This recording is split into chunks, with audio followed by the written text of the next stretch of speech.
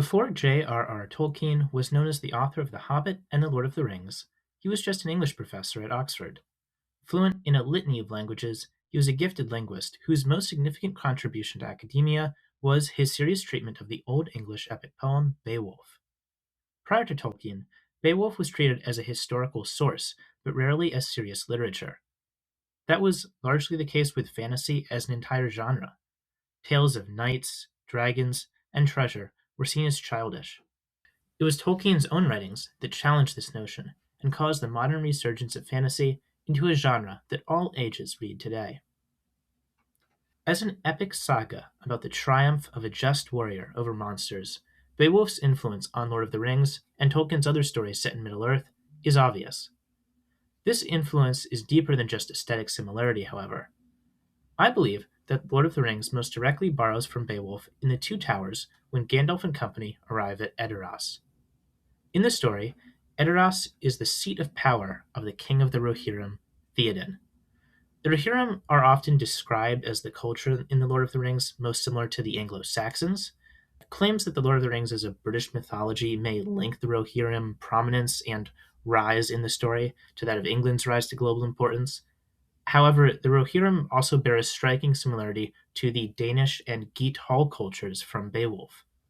This cultural confusion is perhaps understandable, since Beowulf, despite depicting Scandinavian cultures, is more famous as the first major work of literature written in English.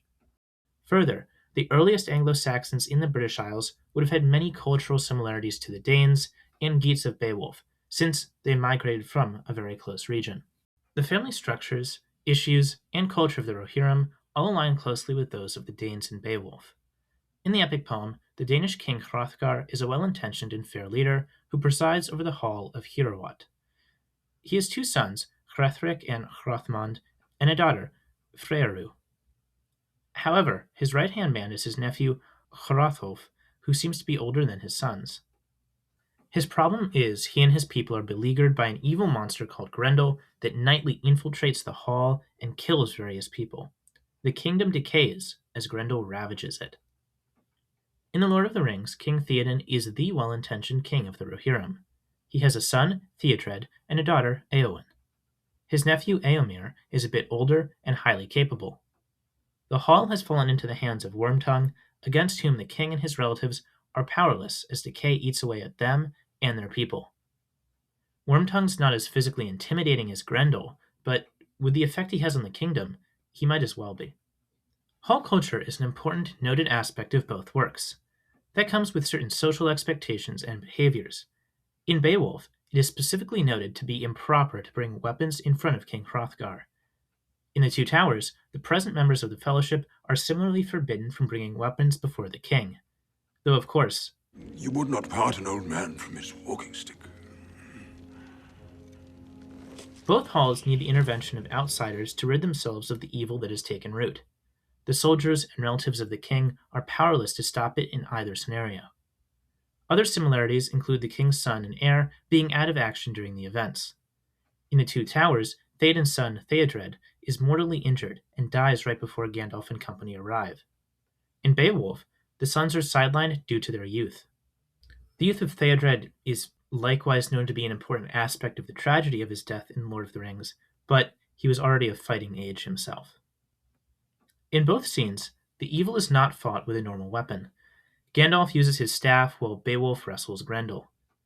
Tolkien is the king of soft magic systems. It's not known exactly how the staff aids Gandalf's powers, but it's clear that the magic comes from him innately. Certainly in the film depiction, the battle against Saruman's control is a mentally and physically taxing thing for Gandalf to do. Therefore, both Beowulf and Gandalf may be persevering against the threat through their own innate physical abilities. Their battles are determined by raw capability, not by strength of armor or quality of weapon. Despite Gandalf and Beowulf winning their contests, both Wormtongue and Grendel are allowed to flee the hall with their lives. Later, both antagonists are killed, but not at the moment of their first loss. What's interesting about Gandalf doing so much of Beowulf's role is that Aragorn is a much more natural stand-in for the Geat hero. Both are heroes in the classical sense. They're moral leaders who rise to kingship through a combination of birthright and good deeds. It is Aragorn in the film who ensures that Theoden does not kill Wormtongue, which could be said to keep the Lord of the Rings plotline in line with the poem's plot. Aragorn is received like a hero in Edoras after the overthrow of Wormtongue, much like how Beowulf was, but so were all present members of the Fellowship. Simply because there are a few parallels between the Lord of the Rings and Beowulf, some of which were likely intentional, does not mean it's reasonable to expect a one-to-one retelling within the two towers. Aragorn has plenty of chances to be a hero without needing to replicate Beowulf's story. Still, Beowulf was very important to Tolkien's academic career.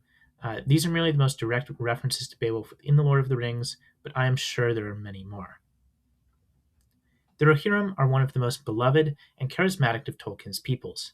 It's amazing to think that aspects of the characters we love today may be over 1,000 years old.